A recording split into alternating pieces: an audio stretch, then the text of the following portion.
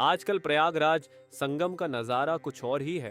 अब वो दिन दूर नहीं जब संगम तट पर बड़े बड़े तंबू, नागा साधुओं का रेला, चिलम सुलगाते बाबा और जटाएं लहराते हुए डुबकी लगाते संत देखने को मिलेंगे।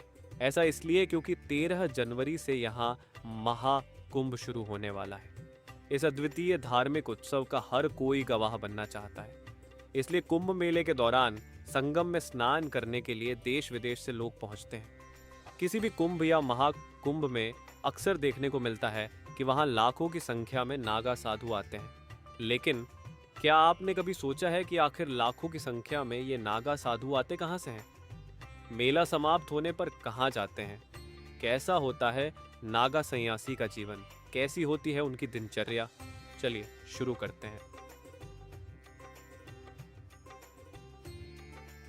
वीडियो में आगे बढ़ने से पहले हम आपको बता दें कि इस बार महाकुंभ की शुरुआत पौष पूर्णिमा स्नान के साथ होगी, जो कि 13 जनवरी 2025 को है। वहीं महाशिवरात्रि के दिन 26 फरवरी 2024 को अंतिम स्नान के साथ कुंभ पर्व का समापन होगा। इस तरह से महाकुंभ 45 दिनों तक चलेगा है, जिसकी भव्यता देखने ही बनती है। अब बात करते हैं कि आखिर ये नागा साधु आते कहाँ से हैं।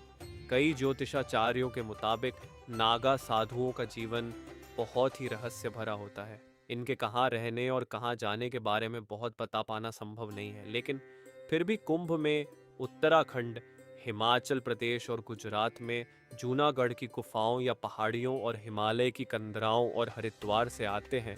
इनमें से बहुत से सन्यासी वस्त्र धारण कर और कुछ निर्वस्त्र भी गुप्त स्थान पर रहकर तपस्या करते हैं और फिर अर्ध कुंभ या कुंभ के मौके पर आते हैं। असल में ये नागा सन्यासी अपनी पहचान छुपा कर रखते हैं। कुंभ मेले में ही क्यों नजर आते हैं नागा बाबा? माना जाता है कि नागा बाबाओं ने समाज से अलग रहने और साधना में जीवन बिताने का संकल्प लिया होता है। इसलिए वे लोगों से दूर एकांत में रहना पसंद करते हैं और सार्वजनिक रूप से केवल विशेष अवसरों जैसे कुंभ मेले में ही प्रकट होते हैं। नागा बाबा शिव भक्त होते हैं और उनके लिए कुंभ मेला एक विशेष अवसर होता है। कुंभ मेले में विभिन्न अखाड़ों के नागा बाबा एक दूसरे से मिलते हैं, विचारों का आदान प्रदान करते हैं और अपना सामाजिक बंधन मजबूत करते हैं। कुंभ मेले के दौरान नागा बाबाओं को अपनी परंपरा, ज्ञान और साधना का प्रदर्शन करने का अवसर मिलता है। कुंभ मेले में गंगा, यमुना और सरस्वती के संगम में शाही स्नान का विशेष महत्व होता है। यह स्नान आत्मा को शुद्ध करने और मोक्ष प्राप्ति का माध्यम माना जाता है।